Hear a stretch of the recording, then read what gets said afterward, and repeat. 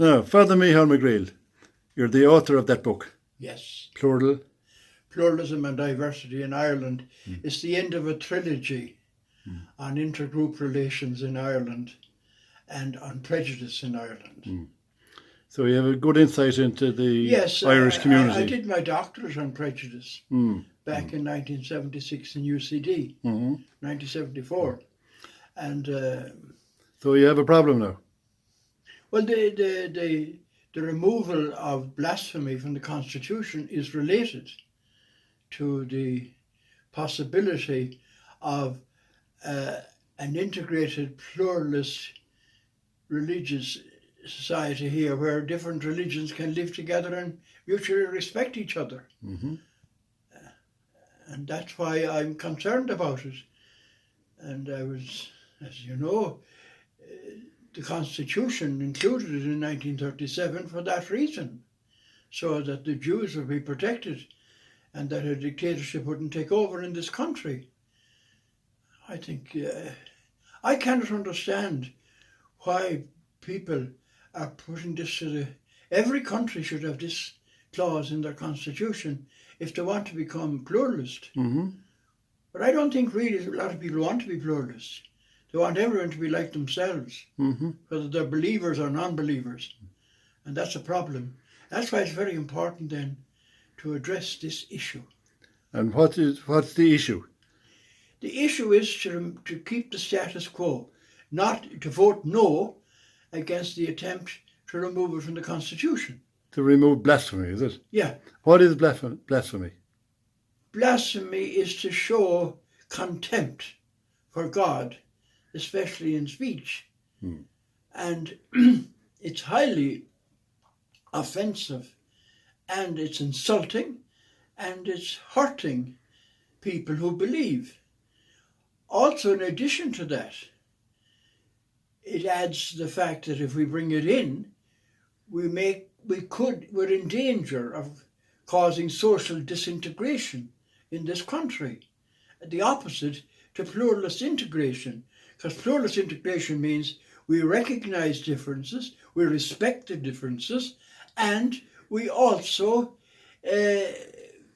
must protect them by law and allow people to do that.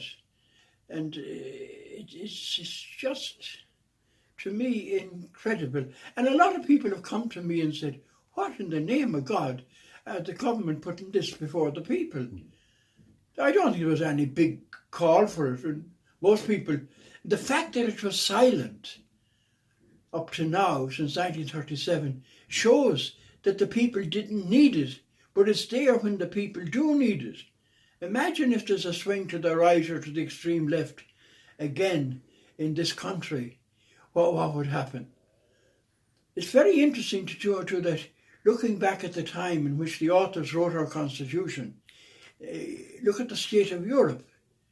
At that time you had dictatorships who were malevolently persecuting people in the cruelest possible manner for their religion, particularly anti-Semitism. But also, I know that in Dachau quite a number of Jesuits were put to death by Hitler, and in Russia, and then under Stalin. So if we want to protect the society from that type of regime, now is the time to ensure that the Constitution doesn't allow it to emerge. And also I remember that, because I had to study Constitution, because I had to teach about it in the university, that the putting in of naming the religions in the Constitution at the time, including the Jews, was not a religious thing. It was to give constitutional recognition to these groups of people so that their rights in this country were totally, and nobody could interfere with them. Do you see it as an attack on religion? Not particularly. It's an attack on religious groups too. It is, of course, an attack on religion. But you see, there's a growth of what I call metaphysical agnosticism. There are people now who are so impressed by science and technology and everything else that there's nothing other than that. And I see them, there is no metaphysical reality in their minds. Therefore, they cannot understand true love. They cannot understand religion. there is no possibility for that. Now, for them, they don't understand the terrible hurt. You see, take a believer. A believer sees God as somebody to be loved and adored. And for instance, in the case of Christians, Jews and Muslims, God is very much a person with whom we can speak in prayer and worship. Now imagine that person is going to be treated with contempt, or can be, after this. To me is outrageous. Now another thing too, I think, that we have to take into consideration today is that with this new immigration of people into Ireland, we're becoming a religiously pluralist society. We're not no longer exclusively, I'd say, Christian and Jewish only, and maybe people who don't believe.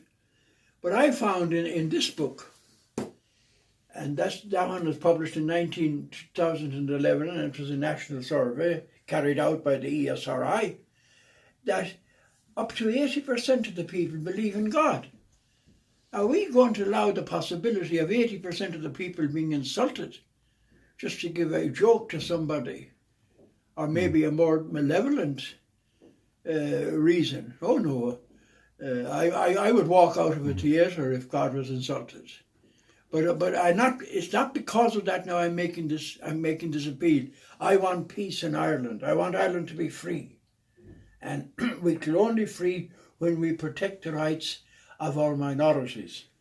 And it's more important even for the people who are in the smaller minorities.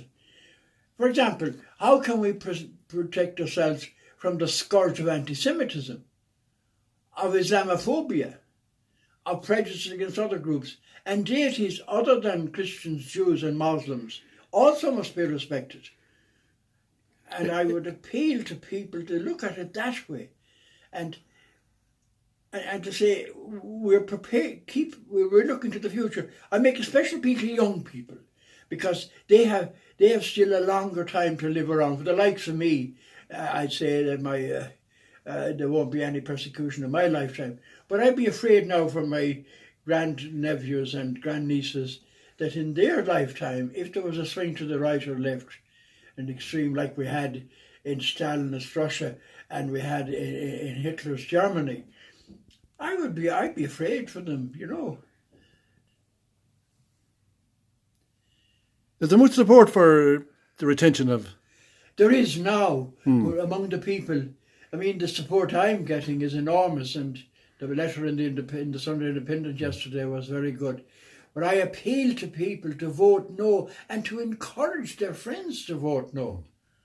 Because you've only started, really, have you? I've only started. I'm starting the campaign today, because everyone on the yes side seems to be totally silent. And I get worried. I couldn't sleep at night if I didn't make this protest.